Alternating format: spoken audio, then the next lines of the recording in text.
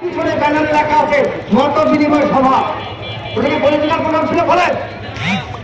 দুইটা গ্রুপের মধ্যে মারামারি, তখন দুই গ্রুপ থেকে প্রস্তাব করছে গোলাপ সাহেবের কাছে, যদি মেজর রেজা সাহেব আসে আমরা দুই পক্ষ বলবো। গোলাপ সাহেব আমাকে ফোন করে বলছে, ভাই ব্যক্তিগত তোমার অভিমান আছে, ক্ষোভ আছে জানি, তুমি মনে করো আমি তোমার ক্ষতি করছি, কিন্তু সেগুলো ভুলে যাও আমি তোমার ক্ষতি করি নাই। সে ক্ষতি করেও আমাকে কথা বলছে। আমার কথা একটা বলতে অস্বীকার করে আমার যে বাড়াবাড়ি দরকার আছে, আমি বলছি আপনি কি চান? বলতে আমার এলাকায় তুমি আসো, আমি আর দুইটা পক্ষ বসতে চাই, একটা মত বিনিময় সভা হবে, দুই পক্ষের লোক থাকবে, তুমি সেখানে থাকবা। দুই পক্ষের লোক ছিল, সেই মত বিনিময় সভার ভিডিও বার্তাগুলো শোনেন, আমার বক্তব্য শোনেন। কেন আপনারা বলতে চান গোলাপের সাথে আমি আওয়ামী লীগে যোগ দিচ্ছি? এত বড় আপনার বিএনপি হয়ে গেছেন, আপনার গত 17 বছর কি ভূমিকা রাখছেন? আপনারা কয়টা বক্তব্য দিয়েছিলেন সাহস দিয়া? আমার মতো ভাবনা খেয়েছিলেন? আমার মতো আপনাকে কখনো ঘর ছাড়া হতে হয়েছে? আমার মতো পেশাগত জীবনে ক্ষতিগ্রস্ত হয়েছেন? হন নাই, টাকা পয়সা কামাই করছেন, ধান্দা করছেন, আজকে আমাকে আপনার আমিরি বানান।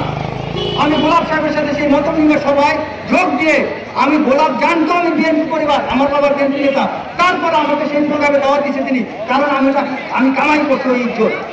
আমার সেই নিরপেক্ষতা, আমার সেই সৎ সাহস ছিল যায় আব্দুল সালাম গোলাপ আমাকে সেই প্রোগ্রামে আমাকে একজন সাধারণ নিরপেক্ষ জনগণ হিসেবে দাওয়াত দিয়া সেখানে আমাকে বসাইছে। আমি সেই প্রোগ্রামের মধ্যে গোলাপ সাহেবকে সমালোচনা করছি। আমি বলছি আপনি কোনো মানুষের কান কথা শুনা, আপনি এলাকার সকলের গার্ডিয়ান।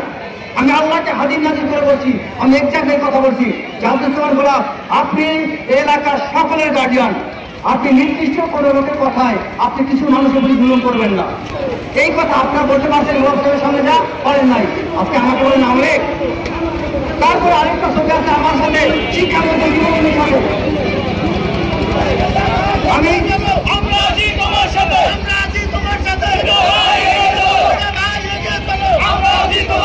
আপনারা দীপুমণির সাথে, শিক্ষামন্ত্রী দীপুমণির সাথে আমার একটা ছবি আছে, ছবিটা দেখবেন তার মন্ত্রণালয়ের মন্ত্রী চেয়ারে তিনি বসা, সেই চেয়ারের পাশে আমি, তার পাশে ওনার প্রিয় সাজ্জাদ সাহেব।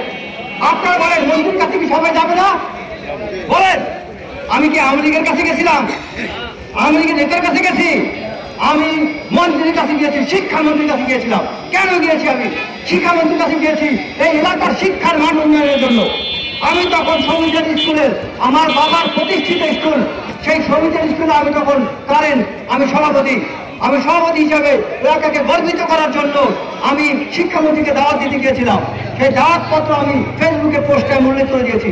দাওয়াত দিতে গিয়েছি যে আপনি আমার এলাকার আমার স্কুলে যাবেন। আমি ঢাকা বিশ্ববিদ্যালয়ে খণ্ডকালীন শিক্ষকতা করি, আমি শিক্ষা নিয়ে কাজ করি। আমার মাধ্যমে যদি আপনি ওই এলাকায় যান, আমি শিক্ষার উন্নয়ন ঘটাতে পারবো। কিন্তু সেই প্রোগ্রামে দীপুমণি আসতে চেয়েছিলেন আব্দুল সালাম গোলাপ। আমি আল্লাহকে হাজির নাজির করে বলছি, আব্দুল সালাম গোলাপ সেখানে দীপুমণিকে আসতে দেন নাই।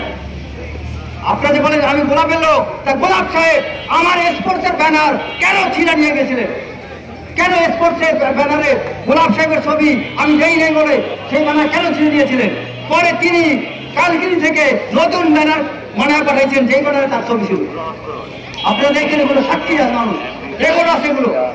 তো আমাকে সেই দীপুমণিকে আমি দাওয়াত দিতে গেছি, মন্ত্রীর কাছে গেছি। আমি সে হচ্ছে একজন শিক্ষামন্ত্রী, শিক্ষা নিয়ে গিয়েছি অফিসিয়াল ক্যাপাসিটিতে, আমি এলাকার সাথে গিয়েছি।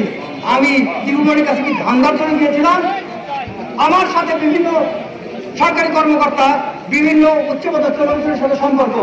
আমার সেই সম্পর্ক আমি রাখি জনগণের সেবার জন্য। আমার সেই সম্পর্ক আমি ধান্দার জন্য, পয়সা কামার জন্য করি না। আমার সাথে বিভিন্ন চিফ ইঞ্জিনিয়ারের সাথে সম্পর্ক যদি থাকে, আমি এলজিডি চিফ ইঞ্জিনিয়ার, এলজিডি সচিব ছিল, আমার অত্যন্ত ঘনিষ্ঠ ছিল। ফরিদপুরের ডিসি হেলাল সাহেব একসময় এলজিডি সচিব ছিল, ওনার সাথে আমার অত্যন্ত ঘনিষ্ঠতা ছিল একজন সরকারি কর্মকর্তা হিসেবে। কোনোদিন আমি তার কাছে ধান দাঁড়িয়ে যাই, বাট অনেক মানুষের উপকারের জন্য লোকজন তার কাছে পাঠিয়েছেন।